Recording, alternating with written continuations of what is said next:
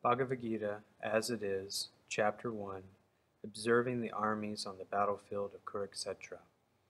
Dhritarashtra vacha dharma kshetre kuru kshetre samaveta yuyutsava mamaka pandavascheva kim akurvata sanjaya.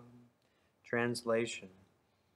Dhritarashtra said, O Sanjaya, after assembling in the place of pilgrimage at Kurukshetra, what did my sons and the sons of Pandu do, being desirous to fight? Purport. Bhagavad Gita is the widely read theistic science summarized in the Gita Mahatmya, glorification of the Gita. There it says that one should read Bhagavad Gita very scrutinizedly with the help of a person who is a devotee of Sri Krishna and try to understand it without personally motivated interpretations. The example of clear understanding is there in the Bhagavad Gita itself, in the way the teaching is understood by Arjuna, who heard the Gita directly from the Lord. If someone is fortunate enough to understand Bhagavad Gita in that line of disciplic succession without motivated interpretation, then he surpasses all studies of Vedic wisdom and all scriptures of the world. One will find in the Bhagavad Gita all that is contained in other scriptures, but the reader will also find things which are not to be found elsewhere. That is the specific standard of the Gita. It is the perfect theistic science because it is directly spoken by the Supreme Personality of Godhead, Lord Sri Krishna. The topics discussed by Dhritarashtra and Sanjaya, as described in the Mahabharata, form the basic principle for this great philosophy. It is understood that this philosophy evolved on the battlefield of Kurukshetra, which is a sacred place of pilgrimage from the immemorial time of the Vedic age. It was spoken by the Lord when he was present personally on this planet for the guidance of mankind. The word Dharma Kshetra, a place where religious rituals are performed, is significant because on the battlefield of Kurukshetra, the Supreme Personality of Godhead was present on the side of Arjuna. Dhritarashtra, the father of the Kauravas, was highly doubtful about the possibility of his son's ultimate victory. In his doubt, he inquired from his secretary Sanjaya, "What did my sons and the sons of Pandu do?" He was confident that both his sons and the sons of his younger brother Pandu were assembled in that field of Kurukshetra for a determined engagement of the war. Still, his inquiry is significant. He did not want a compromise between the cousins and brothers, and he wanted to be sure of the fate of his sons on the battlefield. Because the battle was arranged to be fought at Kurukshetra, which is mentioned elsewhere in the Vedas as a place of worship, even for the denizens of heaven, Dhritarashtra became very fearful about the influence of the holy place on the outcome of the battle. He knew very well that this would influence Arjuna and the sons of Pandu favorably, because by nature they were all virtuous. Sanjaya was a student of Vyasa, and therefore by the mercy of Vyasa, Sanjaya was able to envision the battlefield of Kurukshetra even while he was in the room of Dhritarashtra. And so Dhritarashtra asked him again about the situation on the battlefield. Both the Pandavas and the sons of Dhritarashtra belong to the same family, but Dhritarashtra's mind is disclosed herein. He deliberately claimed only his sons as Kurus, and he separated the sons of Pandu from the family heritage. One can thus understand the specific position of Dhritarashtra and his relationship with his nephews, the sons of Pandu. As in the paddy field the unnecessary plants are taken out, so it is expected from the very beginning of these topics that in the religious field of Kurukshetra, where the father of religion, Sri Krishna, was present, the unwanted plants like Dhritarashtra's son, Duryodhana, and others would be wiped out, and the thoroughly religious persons, headed by Yudhishthira, would be established by the Lord. This is the significance of the words Dharma Kshetre and Kuru Kshetre, apart from their historical and Vedic importance. Text 2. Sanjaya vacha drishtiva tu pandavanikam viyudham duryodhanastada acharyam upasagamya raja vachanam abravit. Translation. Sanjaya said, O king, after looking over the army gathered by the sons of Pandu, King Duryodhana went to his teacher and began to speak the following words. Purport. Dhritarashtra was blind from birth. Unfortunately, he was also bereft of spiritual vision. He knew very well that his sons were equally blind in the matter of religion, and he was sure that they could never reach an understanding with the Pandavas, who were all pious since birth. Still, he was doubtful about the influence of the place of pilgrimage, and Sanjaya could understand his motive in asking about the situation on the battlefield.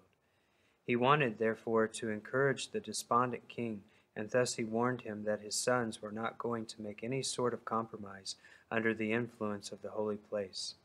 Sanjaya therefore informed the king that his son, Duryodhana, after seeing the military force of the Pandavas, at once went to the commander-in-chief, Dronacharya, to inform him of the real position. Although Duryodhana is mentioned as the king, he still had to go to the commander on account of the seriousness of the situation. He was therefore quite fit to be a politician. But Duryodhana's diplomatic veneer could not disguise the fear he felt when he saw the military arrangement of the Pandavas. Text 3. Pashyetam Pandu Putranam Acharya Mahatim Chamam Viyutam Drupada Putrena Tava Shishyena Dimata. Translation. O my teacher, behold the great army of the sons of Pandu, so expertly arranged by your intelligent disciple, the son of Drupada. Purport. Duryodhana, a great diplomat, wanted to point out the defects of Dronacharya, the great Brahmana commander-in-chief. Dronacharya had some political quarrel with King Drupada, the father of Draupadi, who was Arjuna's wife. As a result of this quarrel, Drupada performed a great sacrifice by which he received the benediction of having a son who would be able to kill Dronacharya. Dronacharya knew this perfectly well, and yet, as a liberal Brahmana, he did not hesitate to impart all his military secrets when the son of Drupada, Drishtadyumna, was entrusted to him for military education. Now, on the battlefield of Kurukshetra, Drishtadyumna took the side of the Pandavas, and it was he who arranged for their military phalanx after having learned the art from Dronacharya. Duryodhana pointed out this mistake of Dronacharya so that he might be alert and uncompromising in the fighting. By this he wanted to point out also that he should not be similarly lenient in battle against the Pandavas, who were also Dronacharya's affectionate students. Arjuna especially was his most affectionate and brilliant student. Duryodhana also warned that such leniency in the fight would lead to defeat. Text 4. Atra Shura Maheshvasa Bhim Arjuna Samayuti Yuyudano Viratascha Drupatascha Maharata. Translation. Here in this army there are many heroic bowmen equal in fighting to Bhima and Arjuna. There are also great fighters like Yuyudana, Virata, and Drupada. Purport.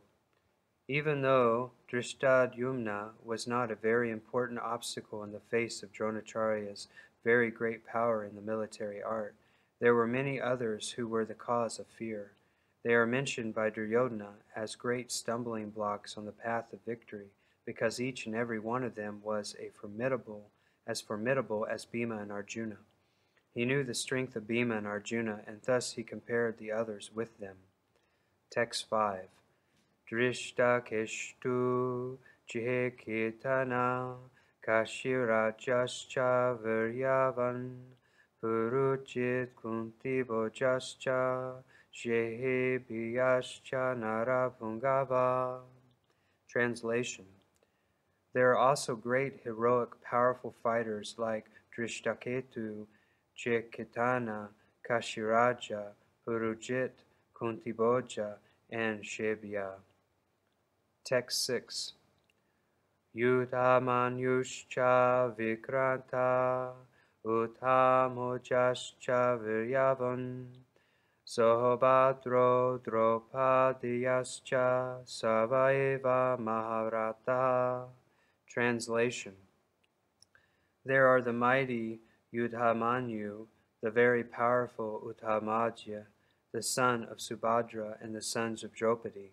All these warriors are great chariot fighters. Text 7.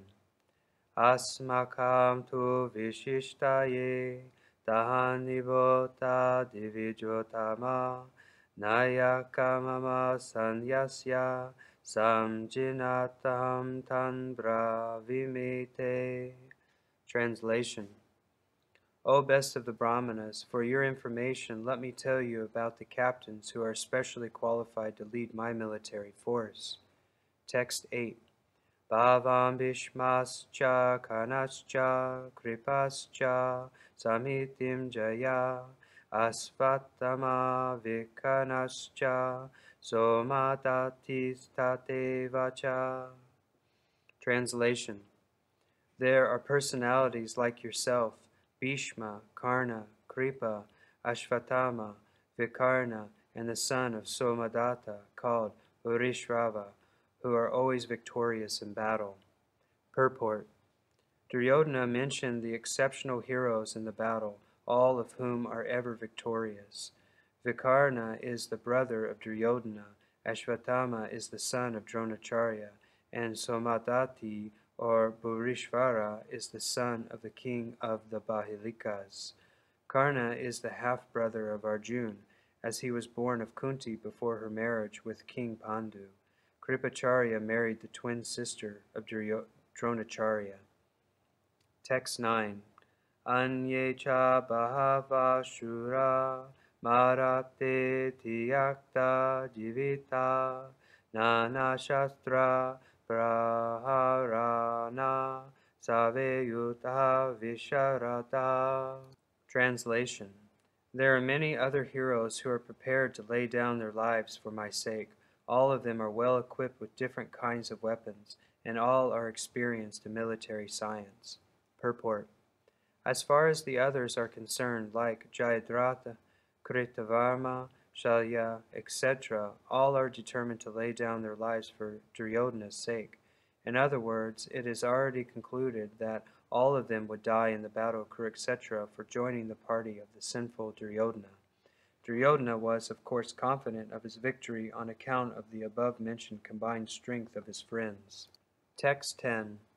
Aparyapitam tarasmakam balam bhishma birakishitam paryapitam tivitam etesham balam bhima birakishitam. Translation. Our strength is immeasurable, and we are perfectly protected by grandfather Bhishma, whereas the strength of the Pandavas, carefully protected by Bhima, is limited. Purport. Herein an estimation of comparative strength is made by Duryodhana. He thinks that the strength of his armed forces is immeasurable, being specifically protected by the most experienced general, grandfather Bhishma. On the other hand, the forces of the Pandavas are limited, being protected by a less experienced general, Bhima, who is like a fig in the presence of Bhishma. Duryodhana was always envious of Bhima because he knew perfectly well that if he should die at all, he would only be killed by Bhima. But at the same time he was confident of his victory on account of the presence of Bhishma, who was a far superior general. His conclusion that he could come out of the battle victorious was well ascertained. Text 11.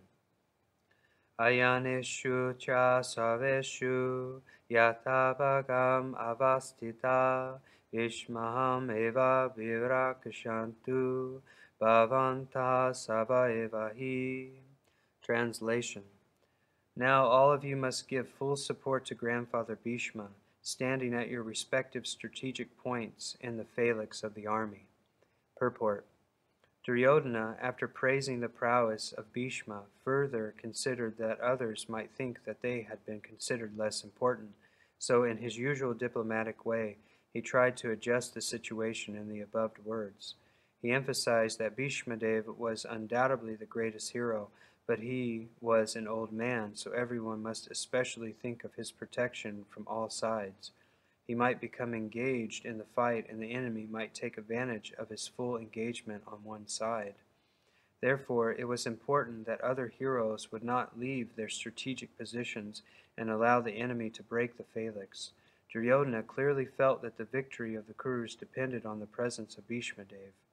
He was confident of the full support of Bhishma Dev and Dronacharya in the battle, because he well knew that they did not even speak a word when Arjun's wife Draupadi, in her helpless condition, had appealed to them for justice while she was being forced to strip naked in the presence of all the great generals in the assembly. Although he knew that the two generals had some sort of affection for the Pandavas, he hoped that all such affection would now be completely given up by them, as was customary during the gambling performances. Text 12. Tasya Sanjayanan Harasham Kuru Rita Pitamaha Simhanadam Vinhadyoche Shankam Dadmo Pratapavan. Translation. Then Bhishma, the great valiant grandsire of the Kuru dynasty, the grandfather of the fighters, blew his conch shell very loudly like the sound of a lion, giving Duryodhana joy. Purport. The grandsire of the Kuru dynasty could understand the inner meaning of the heart of his grandson Duryodhana, and out of his natural compassion for him, he tried to cheer him by blowing his conch shell very loudly, befitting his position as a lion. Indirectly, by the symbolism of the conch shell, he informed his depressed grandson Duryodhana that he had no chance of victory in the battle, because the Supreme Lord Krishna was on the other side. But still, it was his duty to conduct the fight, and no pains would be spared in that connection. Text 13. Tata shankascha biryascha pandavanaka gomukha Sahaseva Biyahanyanta Sa Shabdastumulao Bhavat. Translation. After that, the conch shells, bugles, trumpets, drums, and horns were all suddenly sounded, and the combined sound was tumultuous. Text 14. Tata Shivite Aye Yukte Mahati Seyandane Stita Madhava Pandavascharva Divyo Shanko Pratahat Matu. Translation. On the other side, both Lord Krishna and Arjun, stationed on a great chariot drawn by white horses, sounded their transcendental conch shells. Purport. In contrast with the conch shell blown by Bhishma Dev, the conch shells in the hands of Krishna and Arjun are described as transcendental. The sounding of the transcendental conch shells indicated that there was no hope of victory for the other side, because Krishna was on the side of the Pandavas. Jayastu Pandu Putranam Yesham Pakshe Janardana. Victory is always with persons like the sons of Pandu, because Lord Krishna is associated with them. And whenever and wherever the Lord is present, the goddess of fortune is also there, because the goddess of fortune never lives alone without her husband. Therefore, victory and fortune were awaiting Arjuna, as indicated by the transcendental sound produced by the conch shell of Vishnu, or Lord Krishna. Besides that, the chariot on which both the friends were seated was donated by Agni, the fire god, to Arjuna, and this indicated that this chariot was capable of conquering all sides, wherever it was drawn over the three worlds. Text 15. Panchajayam Hirishkesho Devadatam Dahananjaya Pundram Dadmo Pamaha Shankam Vimakama Vrikodara. Translation. Then Lord Krishna blew his conch shell called Panchajanya. Arjuna blew his, the Devadatta, and Bhima, the ferocious eater and performer of Herculean task, blew his terrific conch shell called Pundram. Purport. Lord Krishna is referred to as Hirishkesha in this verse because he is the owner of all senses. The living entities are part and parcel of him, and therefore the senses of the living entities are also part and parcel of his senses. The impersonalists cannot account for the senses of the living entities, and therefore they are always anxious to describe all living entities as senseless or impersonal. The Lord, situated in the hearts of all living entities, directs their senses, but he directs in terms of the